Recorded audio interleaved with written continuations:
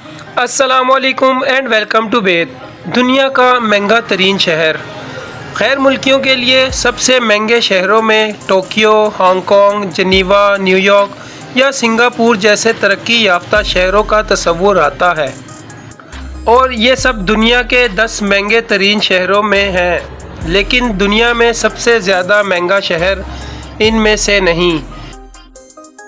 یہ لوانڈا ہے اور یہ شہر انگولا کا دارالحکومت ہے۔ لوانڈا ایک جدید شہر ہے، ہر طرف نئی اور شاندار عمارتیں بن رہی ہیں۔ برسوں جاری رہنے والی خانہ جنگی سے شکستہ ملک کا یہ دارالحکومت اب دیکھنے میں دنیا کے کسی بھی جدید شہر سے کم نہیں۔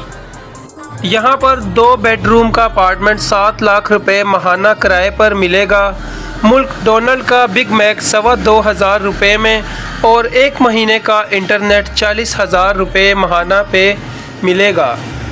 افریقہ کی پہلی ارب پتی خاتون کا تعلق انگولا سے ہے۔ یہاں پر اب یورپ سے سیاح آنا شروع ہو چکے ہیں۔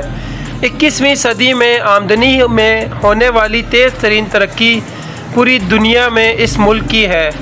کیا برسوں کی خانہ جنگی کے بعد یہ ملک غربت کو شکست دے چکا ہے؟ نہیں، سب جانتے ہیں کہ یہ تباہی کے دہانے پر کھڑا ہے، اور وینزویلا کی طرح جلد ہی اس کی یہ چکا چوند ماضی کی یاد رہ جائے گی۔ ایسا کیوں؟ اس کے لیے ایک تصویر ملک کی آبادی کی اور پھر ملکی تاریخ کی۔ اس کی آدھی آبادی کے پاس صاف پانی تک رسائی نہیں، 2/3 بچے غذائی قلت کا شکار ہیں، ہر 6 میں سے 1 بچہ 5 سال کی عمر سے پہلے زندہ نہیں رہے گا۔ ملک کی 80% سے زیادہ آبادی غربت کی لکیر سے نیچے رہتی ہے۔ پاکستان میں غربت کا شکار آبادی کا تناسب 39% ہے۔ کرپشن کے حساب سے اس کا نمبر دنیا میں 10واں ہے، پاکستان کا نمبر 50۔ ہیروں کی دولت سے مالا مال اس ملک کو 1975 میں آزادی ملی، لیکن انتقال اقتدار پر امن نہیں تھا۔ پرتگال کے جانے کے بعد ملک میں خانہ جنگی شروع ہو گئی، جو 25 سال تک جاری رہی۔ سرد جنگ کے دور میں ملنے والے اس آزادی میں ایک طرف یونیٹا گروپ تھا، جس کو امریکہ، چین اور جنوبی افریقہ کی سپورٹ حاصل تھی۔ دوسری طرف انگولا کی پیپلز لبریشن موومنٹ، جس کو سوویت یونین اور کیوبا کے 30,000 فوجی یہاں پر لڑنے آئے، اور ان کی مدد سے پیپلز لبریشن موومنٹ نے ملک کے بڑے حصے پر قبضہ کر لیا۔ اس کے لیڈر ڈوس سینٹوس تھے۔ جب سوویت یونین ٹوٹا اور سرد جنگ کے تنازع سے دنیا کی توجہ ختم ہو گئی، تو اس کمیونسٹ پارٹی نے خود کو آزادی جمہوری پارٹی کا نام دے دیا۔ 2002 میں جنگ بندی ہوئی اور خانہ جنگی جیتنے والی پارٹی کے لیڈر کا انتخاب جیت کر وزیر اعظم بن گئے۔ اسی سال انگولا کے ساحل کے قریب تیل کے بڑے ذخائر دریافت ہوئے۔ اگلے صرف 5 سال میں ملک کی معیشت 4 گنا بڑھ گئی۔ اسی تیزی سے اضافے کی نظیر دنیا میں کہیں نہیں۔ یہ اب چین اور امریکہ کو بڑی مقدار میں تیل برآمد کرتا ہے۔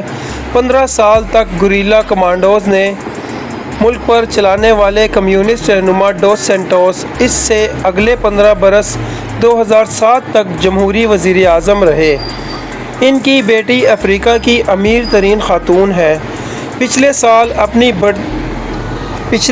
اپنی بڑھتی عمر کے باعث 30 سال بعد اقتدار سے علیحدگی اختیار کی، لیکن انتخابات میں انہی کی پارٹی نے حکومت بنائی ہے۔ انہوں نے انتخابات میں خانہ جنگی کرنے والی دوسری جماعت کو شکست دی تھی، اور ان کا نعرہ ملک سے کرپشن کا خاتمہ ہے۔ انگولا کی برآمدات کا 97% تیل ہے، اور اس تیل کی وجہ سے یہاں پر کوئی بھی اور کاروبار نہیں چلتا۔ امریکہ اور برطانیہ سے جرنلسٹ اور بین الاقوامی انسانی حقوق کی تنظیمیں اب یہاں پر نہیں آ سکتی۔ 5 لاکھ کی آبادی کے لیے بنائے گئے شہر لوانڈا میں 50 لاکھ افراد بستے ہیں۔ تیل کی کمپنیوں کی وجہ سے بیرون ملک سے کام کرنے کے لیے آنے والے افراد اشیاء کی مہنگی قیمتیں دے سکتے ہیں، جبکہ یہاں پر رہنے والے سرکاری ملازمین کسی اور طریقے سے گزارا کر لیتے ہیں۔